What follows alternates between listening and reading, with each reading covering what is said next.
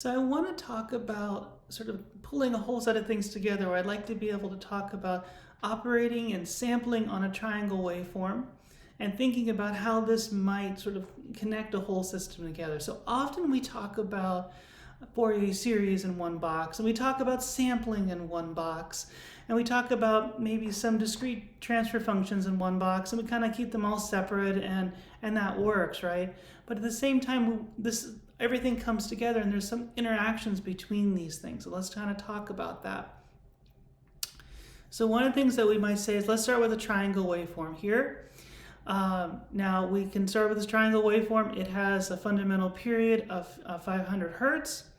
It would give me a Fourier series that would look something along these lines. It is the squares rotating for the odd terms. For the even terms, everything is 0.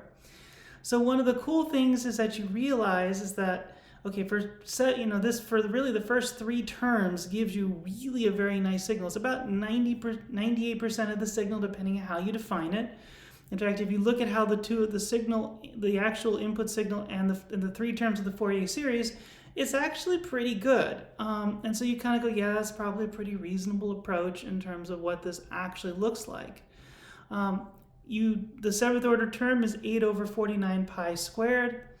So about 2%, depending on what you talk about, signal power, so forth. And so then you begin to go, all right, that's a pretty good approximation. So let's say if you're talking about you want 2 to 4% error, and let's say this triangle wave is kind of an edge case of what you're dealing with, then you might say, hey, let me sample at 5 kilohertz. There is a little bit of an interesting issue of how does this 7th order term come back in. It will actually alias back in as a slight term, but again, it's around a 2%. So if you're 2 to 4%, yeah, it's probably pretty good.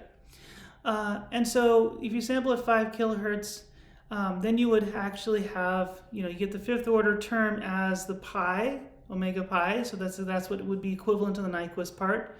And you get the 5th order term set as being pi over 3 pi over 5, and pi. And so, yay, right? So, okay, I got 3 terms. Now you say, well, what would happen now if I put that through a filter or through a transfer function or however? So I'm going to pick a really simple one, x sub n minus x sub n minus 1. This is again, sort of something that's basically a derivative approximation. Kind of an interesting approach, because one way that you can get to this Fourier series is through taking a derivative, is by taking an integral of a square wave, and so you kind of almost are pulling this back. An interesting approach to kind of think about this.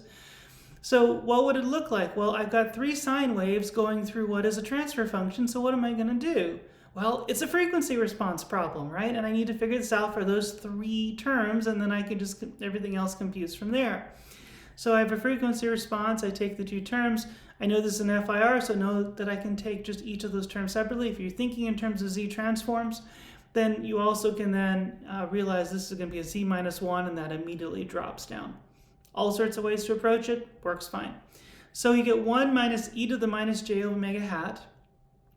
The way to look at this is then take half of that and bring it out, and then I get a plus and minus term, which then gives me a sine, and I get 2, and I get a j term in front to kind of see the phase shift that's actually coming out of the system.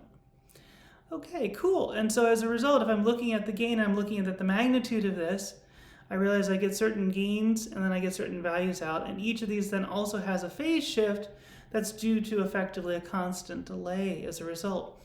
And I get coefficients that basically give me that sort of go sort of almost proportionately with how far down I go, which again looks exactly what I would expect for something that's more of a square wave type of function. So things are kind of all working out, which is great. This is kind of what you're hoping for when you're putting these things together. But it's kind of a way to kind of think through and put the threads together as you're putting all of these pieces in one place.